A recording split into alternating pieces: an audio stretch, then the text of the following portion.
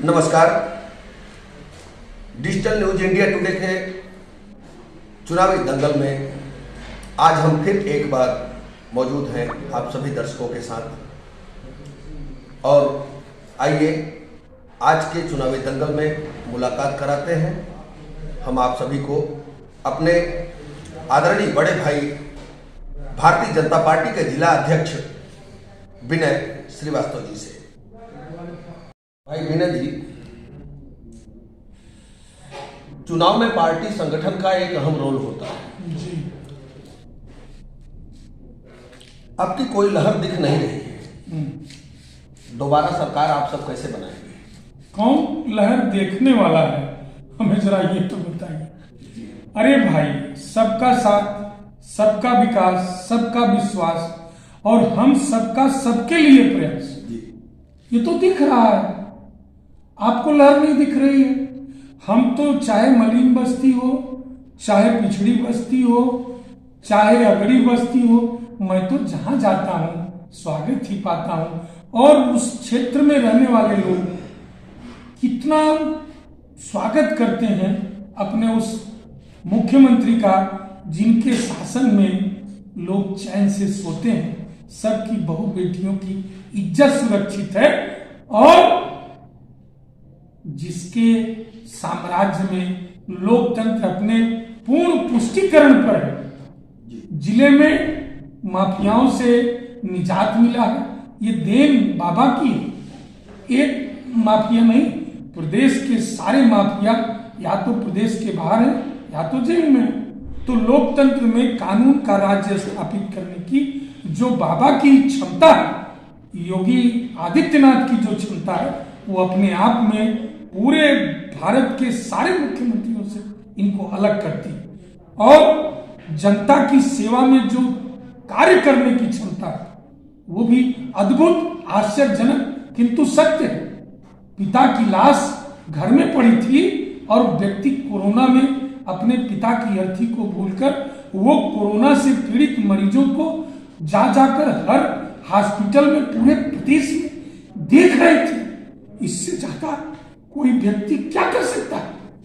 और आप कह रहे हैं लहर, मैं दावे के साथ कह रहा हूं, मैं दावे के साथ कह रहा हूं कि माननीय मुख्यमंत्री योगी आदित्यनाथ की कर्मठता, उनकी धैर्यशीलता, समाज में उनकी न्यायप्रियता और प्रत्येक व्यक्ति को उतना प्रोत्साहन देना जो अपनी क्षमता से बाहर है। मतलब बराबर जितना केंद्र प्रोत्साहित कर रहा है, उतना बड़ा प्रोत्साहन देना अगर किसी मुख्यमंत्री की ताकत है तो सिर्फ योगी आदित्यनाथ की ताकत है। और मैं पूरे होशो हवास में कह रहा हूं कि माननीय मोदी जी की नीतियों को मोदी जी स्वयं अपने इस कार्यकर्ता से, योगी आदित्यनाथ जी से पूर्ण संतुष्ट होंगे, ये मुझे पूर्ण भरोसा। संगठन भी देखने में अनुशासित नजर नहीं आ रहा है। मंत्री और विधायक कई ऐसे हैं जो आपके दल को छोड़कर दूसरे दलों का दामन थामते जा रहे हैं, तो क्या इससे पार्टी कमजोर नहीं होगी? नहीं। आपको मैं बताऊं, उत्तर प्रदेश के राजनीतिक इतिहास में माननीय सुनील बंसल एक ऐसे कुशल संगठन करता है और इनके साथ जो पूर्व में आए थे अपने उत्तर प्रदेश के प्रभारी राजस्थान के ओम माथुर जी, ये दो लोगों ने भारतीय राजनीति के इस उत्तर प्रदेश को गंभीरता से कंसर्न किया। ओम माथुर जी ने एक प्रयोग किया भारतीय जनता पार्टी की लहर में, जो अन्य दलों के जनाधारी नेता थे उनको बेलौस्ट करते थे। मेरा जहां तक अपना विचार है, उसके पीछे का उद्देश्य था भारतीय जनता पार्टी का शासन प्रदेश में बनाकर भारतवर्ष को अखंड भारत के रूप में व्यवस्थित करना। और जो स्वार्थी किस्म के लोग थे, चाहे वो किन्हीं भी दल में थे, वो अगर आए, जो मेरी रीति नीति में बसे वो तो बचे हैं, और जो खुद के लिए जिए वो चले गए।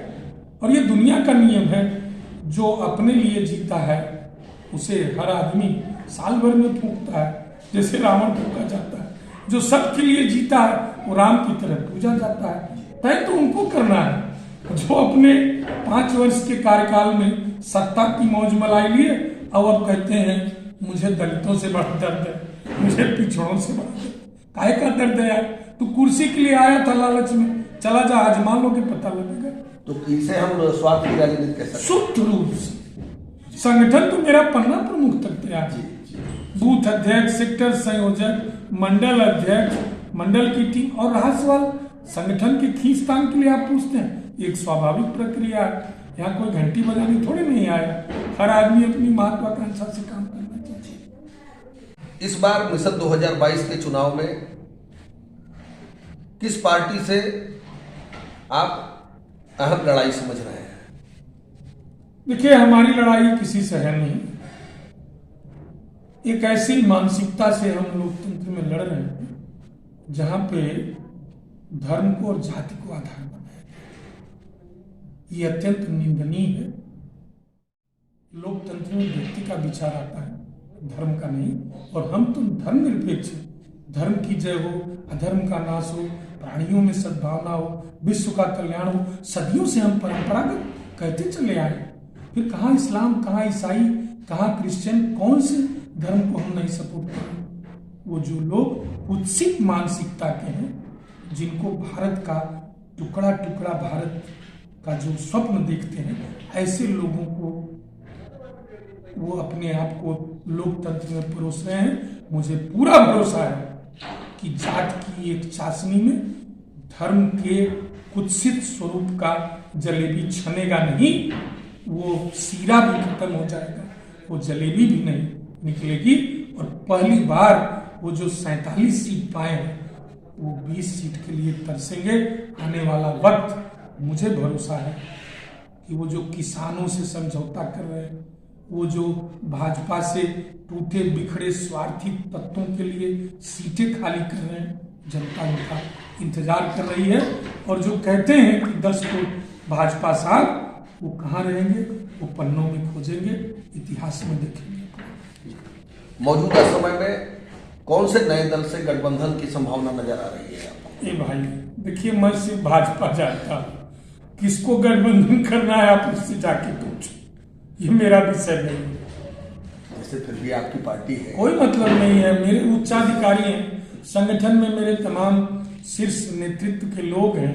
वो जिसको चाहेंगे, जिसका जनाधार होगा, उसको अपने अनुसार एडजस्ट करेंगे। तो आपको लगता है कि आपकी पार्टी अकेले दम पर भी पूर्ण बहुमत की सरकार बना? 100%। इस बार तो 325 पार जी। क्यों? वो भी मैं बता दूं। आप जाके जरा निचले तबके को देखिए ना। मैं तो टूटी टूटी झोपड़ियों में जब घूमता रहा तो लोग प्रधान को गाली देते थे। व्यवस्था में योगी और मोदी को नहीं, प्रधानवा खाई गए भैया, सेक्रेटरिया नहीं दिहेज। लेकिन आज की व्यवस्था में हम जब गांव में उन गरीबों के यहाँ जिनको योजनाओं का लाभ नहीं मिला, उसके दोषी लोगों को जनता खोज रही है। और उस दोषी में वो प्रधान भी है और वो जनप्रतिनिधि भी है जो उनके इस कार्य में सहयोगी नहीं था। अध्यक्ष जी, एन चुनाव के वक्त पर इस तरह के दल बदल करने वाले लोगों के ऊपर कोई प्रभावकारी कानून बनाए जाने की आवश्यकता है? मैं समझता हूं लोकतंत्र में इस तरह की चीजें नहीं होनी चाहिए। काहे का कानून? लोकतंत्र तो आपके मन मर्जी से एक ऐसी व्यवस्था से चलता है जहां आपका राष्ट्र प्रेम अथवा खुद का प्रेम दिखता है। और मेढकों के लिए कोई तालाब की आवश्यकता होती है, उनको सूखे में छोड़ने की क्या जरूरत है? आपकी पार्टी के मित्र दलों का जो अनुभव रहा है वो आज तक बहुत खट्टा रहा है, चाहे वो बसपा रही हो, चाहे शिवसेना रही हो। आपकी बार किस बड़ी पार्टी से हाथ मिलाने की उम्मीद है? अब तक जिलों की तीनों सीट आपके कब्जे में थी, इस बार कैसा लग रहा है? आपने 2 प्रश्न पूछे। अब की बार किन बड़े दलों से मिलाने का हाथ आप तक बताओगे क्या, अथवा आपका अनुभव मिलने पे बड़ा खट्टा है? देखो साहब, मैं मूल्य आधारित राजनीति करता हूं। ऐसा मुल्क जिसमें राम का त्याग, शिव की तपस्या और कृष्ण की राजनीति का समुच्चय था। हम तो बहुत बड़े दल हैं। हमने तो हाथ मिलाया जब भारतीय राजनीति में 36 सांसद अन्य दलों से मिलकर बनाया। उसमें अकाली दल भी था, उसमें शिवसेना भी थी। अकाली को मैंने नहीं छोड़ा, मैं तो साथ निभाता हूं। छोड़ के जो जाते हैं वो पछताते हैं। और रहा सवाल मेरी तीनों सीट जीतने का, मैं 100% पूर्ण विश्वास के साथ कहता हूं कि मैं तीनों सीट जीतने का प्रयास करूंगा।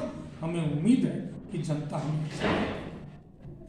बहुजन समाज पार्टी का भी देखने में आया था, शुरू में उनका भी अनुभव बहुत खट्टा था और शिवसेना का भी इसी तरह से नजर आया है, तो इसके लिए आप क्या कहना चाहते हैं? ये राष्ट्रीय प्रश्न है। मैं जिले का एक छोटा सा कार्यकर्ता हूँ, आप भी जहाँ रहते हैं। हमें खट्टे मीठे अनुभव से ही राजनीति चटखारे लेके चलती है।